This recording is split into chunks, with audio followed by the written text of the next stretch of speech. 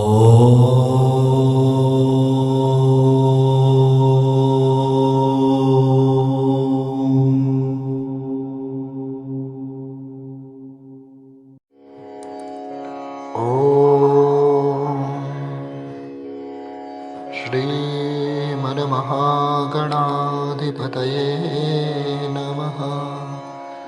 श्रीगुरुवे नमः। श्रीमद्कुञ्जविहारिणे श्रीमद्कुञ्जविहारिणे स्वामी श्रीहरिदासाय गुरुणां गुरुवे नमः। आज प्रभु की एक दिव्य लीला प्रसंग स्मृति में आया है। एक बार भगवान श्री हरि नारायण क्षीर सागर में शेष शैया पर विश्राम कर रहे हैं और लक्ष्मी जी उनके पैर दबा रही हैं। प्रभु के एक पैर का अंगूठा शैया के बाहर आ गया और लहरें उससे खिलवाड़ करने लगी। क्षीर सागर के कछुए ने इस दृश्य को देखा और मन में यह विचार कर कि मैं यदि भगवान विष्णु के अंगूठे को अपनी जिह्वा से स्पर्श कर लूं तो मेरा मोक्ष हो जाएगा। उनकी ओर बढ़ा।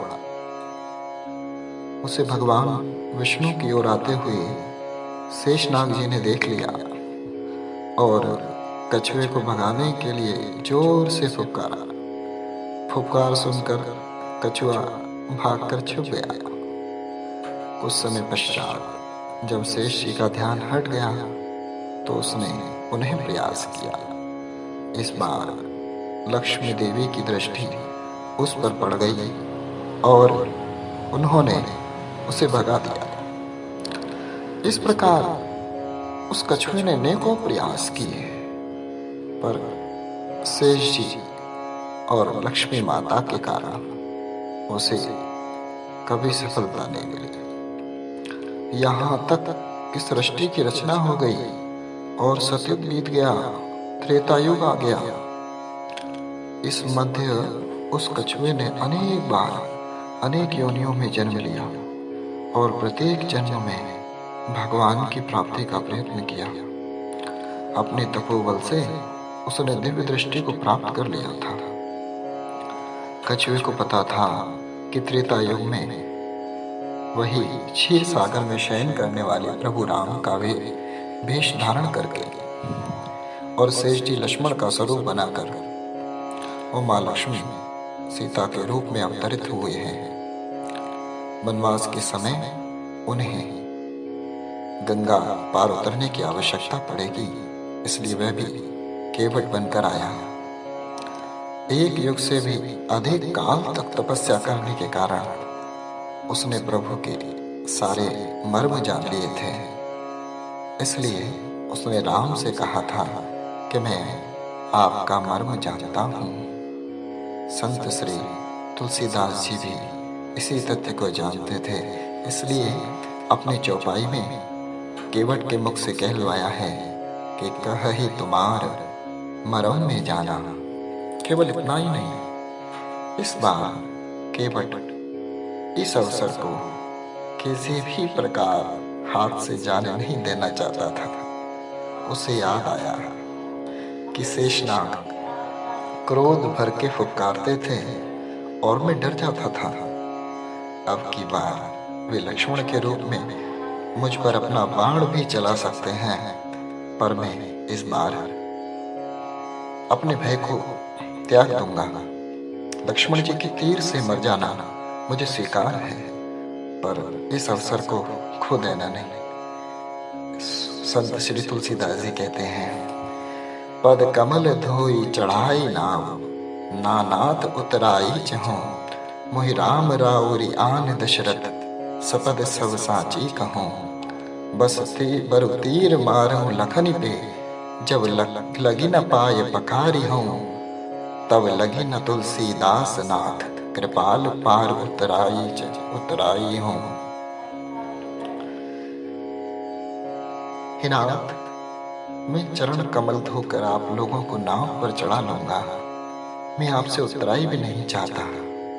हे राम, मुझे आपकी दुहाई और दशरथ जी की सौगंध है, मैं आपसे बिल्कुल सच कह रहा हूँ। भले ही लक्ष्मण जी मुझे तीर मार दें, पर जब तक मैं आपके पैरों को पखार नहीं लूंगा, तब तक हे तुलसीदास के नाथ, हे कृपालु, मैं पार नहीं उतारूंगा।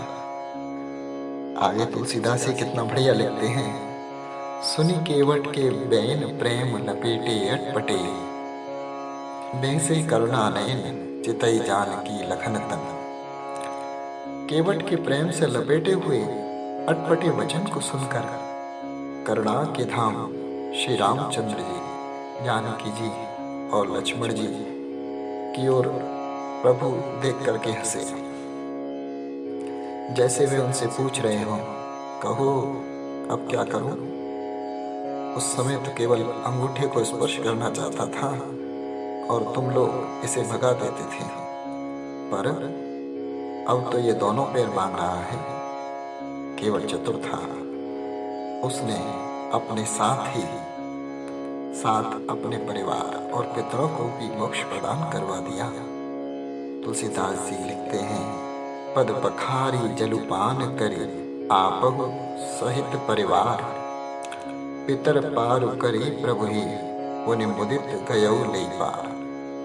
चरण को धोकर पूरे परिवार के सहित उस चरणामृत का पान करके, उसी जल से पितरों का तर्पण करके अपने पितरों को भवसागर से पार कर फिर आनंद पूर्वक प्रभु श्री राम को गंगा के पार ले गया।